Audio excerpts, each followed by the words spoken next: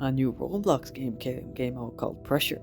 It's an exact copy of Doors with a bit more story. What's your thoughts on it? I played and it's nice, but it won't be better than Doors. New Doors copy? When it's actually good? Pressure? Playing Roblox Pressure. Scary horror creepy. Doors copy? Alright, Dip, let me stop you right there. When people call Pressure a Doors copy, they're not entirely wrong, but they're missing the bigger picture. Sure, both games have a room by room level layout that gets progressively harder and feature unique monster designs and mechanics.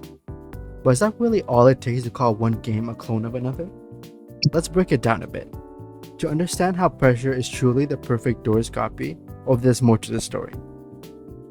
Now for the older folks in my audience, the Doors concept might feel very 2014, maybe give you a very spooky feeling, maybe even a house full of yeah, I'm talking about Spooky's House of Jump Scares. Since this came out way before Doors, won't you say Doors copied it?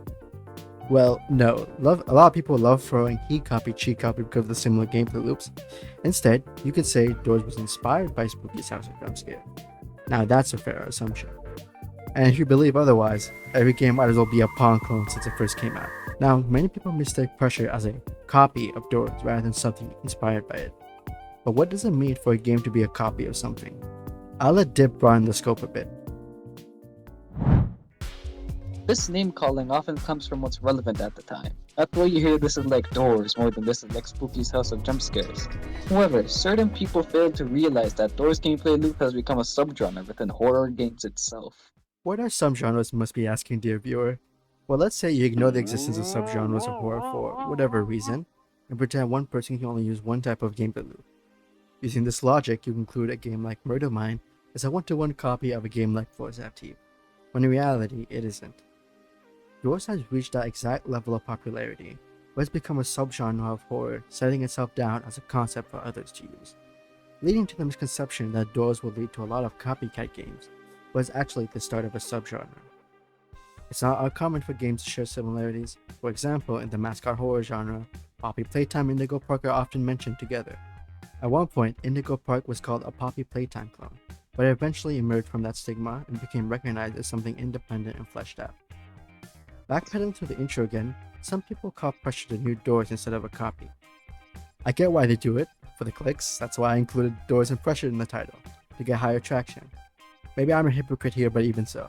As Pressure was released, it fell under the same problem as those mascot horrors, and was constantly compared to Doors and labeled as a clone. Everyone kept comparing it to Doors, looking only on the surface level to conclude that it was just another Doors game, missing the point of how inspiration is monumentally different from copying. Although I can't really blame that perception either. Because of the cesspool of mediocrity called Roblox horror game, most games are evaluated with the question of what is it a copy of until proven otherwise. And from my experience, it's proven otherwise is usually based on two factors from the community. How much of the source material is integrated into the game, and how the game deviates from its inspiration. The reason I call this the perfect Doors copy is because of how this game stands on its own two legs away from Doors and is something successful. That sounds easy, right? Just take the elements of Doors, apply reskin, and boom. Success with no effort, right? Go gambling! Aw, dang it! Aw, dang it! Oh my god. I won! I actually won!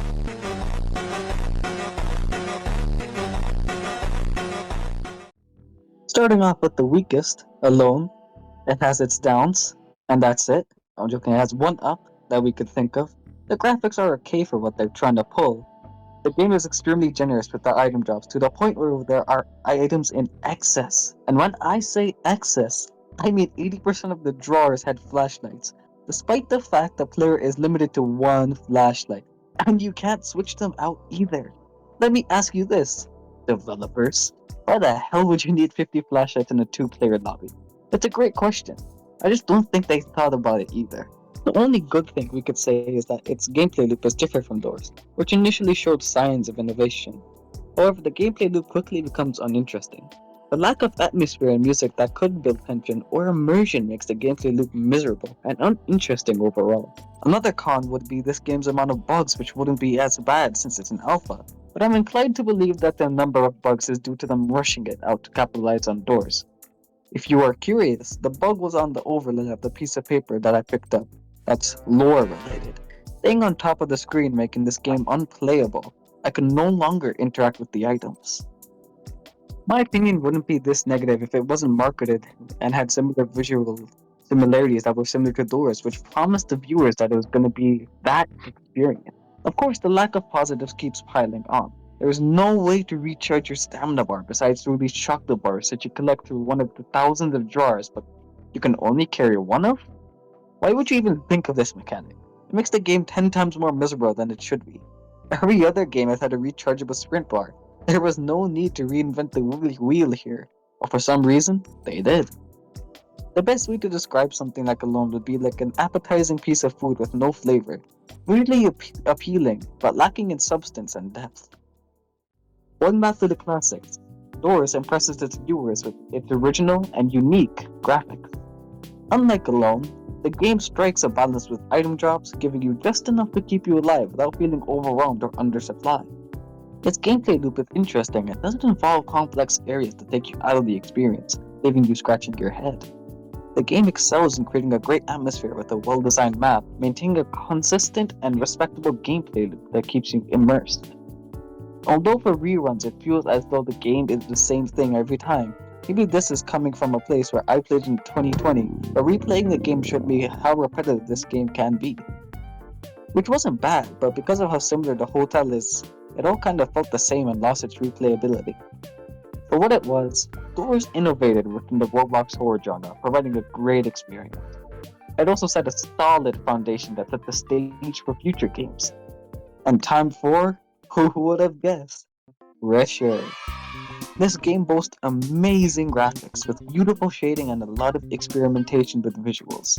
The drop rates of items in it is similar to Doors, balanced perfectly, not too much and not too little. The puzzles that it offers are innovative and easy to understand, without overwhelming the player with unexplained concepts.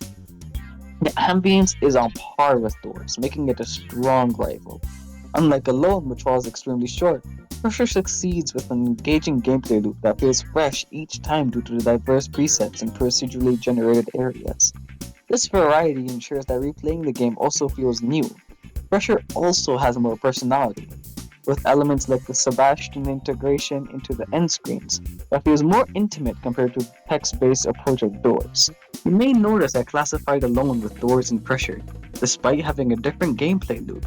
Since it's a different gameplay loop, can you really push Alone into the innovative pool due to its unique gameplay? Well, to understand the difference between imitation and innovation, you have to look at this through a scientific lens. In 2015, an academic journal released by Cognitive Science titled Imitation, Inspiration, and Creation: Cognitive Process of Creating Drawing by Copying Others' Artwork. Just to summarize this, because I'm pretty sure me yapping about an article with scientific words isn't entertaining, I'll just break down the 4 factors of this article that talks about the influences of copying and influencing in artwork. The first factor would be the intent and purpose of the piece, where someone who innovates will reinterpret or expand upon the original artwork with their unique perspectives, while imitators replicate it without understanding its underlying themes. For the second factors, it'll depend on how the creator engages with the original work. Someone who's passionate about it will analyze and connect it with the original work in some capacity, leading to new perspectives being formed, while someone who's shallowly copying it, it'll focus on superficial themes and surface layer features that they'll implement in their copy. For the third factor, it'll take different types of cognitive processes involved while creating games, where someone who takes inspiration adapts and transforms ideas through exploration, while imitators are more rigid with their thoughts, sticking closer to the original work and limiting the chance for innovation. For the final factor, believe it or not, acknowledging their influences help frame their work as a broader artistic dialogue, while others who deny or outright ignore these influences risk accusations of theft and loss of credibility. Alone isn't like Doors and Pressure in terms of gameplay loop. It doesn't really take a leap forward to build off the Doors concept that it markets itself as. While something like Pressure has a charming personality laid on top of its gameplay loop, it's kind of unfair to call it a copy of Doors because this game has its own unique charm. But hey, maybe without Doors, Pressure would have been a point-and-click adventure, or maybe like Undertale, who would have known? Unfortunately, a lot of Roblox players treat horror games that build on concept as clones, which isn't really fair to anyone involved. These developers don't mind the similarities. One of the developers of Pressure has even expressed his admiration for Doors and Spookies, making me see this game as an overall love letter to his inspirations rather than a rip-off or clone. In contrast, could I call a game like Alone a Doors copy? Yes, Alone doesn't really build off its inspirations, like Pressure does, which is why it flopped. Doors has set the foundation for Roblox horror, and games like Pressure are a representation of the cultural impact Doors had on the platform. It took the gem of Spooky's House's jump scares and brought it back for this generation to enjoy. And overall, this video is a love letter to these games, what makes them amazing. At the end of the day, the difference between inspiration and copying boils down to the creativity of the developer. In a more grander context, every great innovation stands on the shoulders of what it's based on, combining past ideas into something new and meaningful. The evolution from Spooky's House's jump scares to Doors to Pressure demonstrates this beautifully. Overall, I think as players we need to appreciate the game development process. It's not about accusing one game of copying another, but understanding how each game differentiates from what it copies from. Next time you encounter a game that feels familiar, instead of jumping to label it as a copy, explore what it brings to the table. How does it innovate and what unique experiences